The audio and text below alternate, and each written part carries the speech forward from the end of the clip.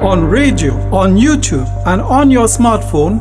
This is TTUTA Speaks. We invite all listeners to tune into I-95.5 every Thursday morning at approximately 7:25 for TTUTA Speaks, a program which highlights local, regional, and international issues affecting the education sector. Good morning, everyone. Welcome to TTUTA Speaks. I'm your presenter, Barry Joel Desaine. Last Sunday, I had the pleasure of attending a wedding at the Hebrew Spiritual Baptist Church in 6th Company Village, Princestown.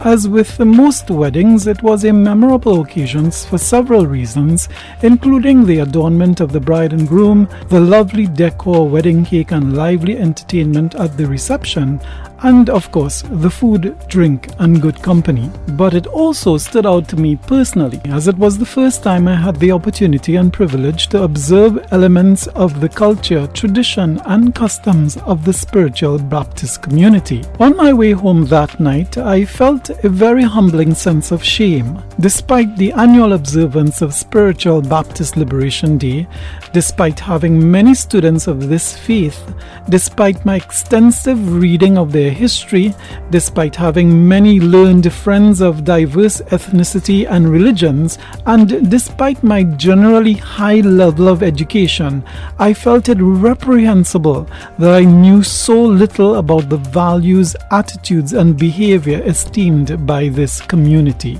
In the last academic year, the Ministry of Education has been advancing its cultural transformation through curriculum enhancement policy, which aims primarily to empower citizens by embedding positive values, attitudes, and behaviors which align with Vision 2030 to promote cohesiveness in society through better understanding of our cultural diversity.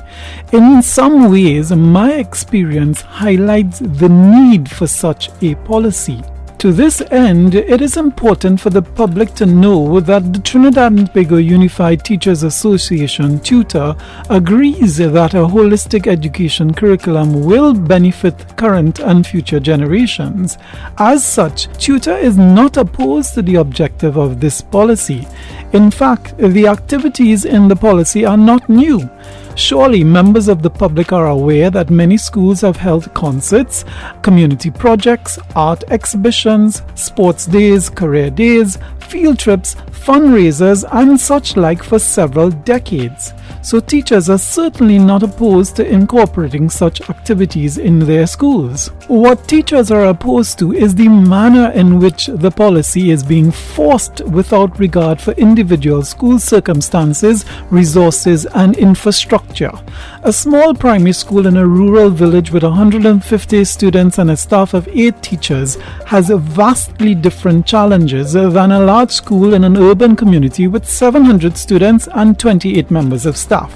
The mandatory one-size-fits-all approach advanced by the Ministry of Education is certainly not the best strategy. In fact, it is outright ridiculous. Moreover, in its current form, the policy amounts to a unilateral variation by the Ministry of Education of the terms and conditions of teachers as outlined in their job descriptions. The ministry cannot mandate that teachers perform extracurricular duties without first negotiating with their recognized majority union, who is TUTA, through the collective bargaining process. As with all agencies of the state, it ought to follow the provisions of the law.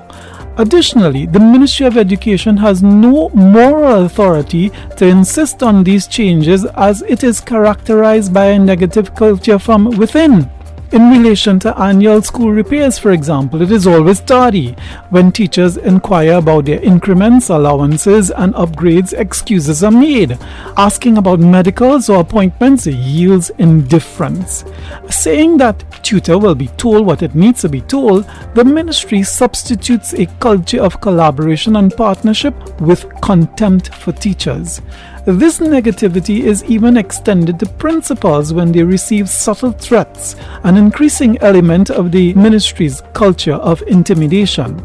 schools are often deprived of funding and resources, forcing them to adopt a culture of begging parents for contributions or assistance in conducting fundraisers. The Ministry of Education cannot expect to transform the negative culture of our schools without first transforming its own negative culture. One cannot lead where he himself has not first ventured. You have been listening to TTUTA Speaks. To contact us, please dial 610-3850. That's 610-3850. Or you may email our president at president@tuta.org. That's president@ttuta.org. Please don't forget to subscribe to our YouTube channel where recordings of interviews, events, and other materials are uploaded regularly. Like us by giving a thumbs up, hit the notification bell, and subscribe.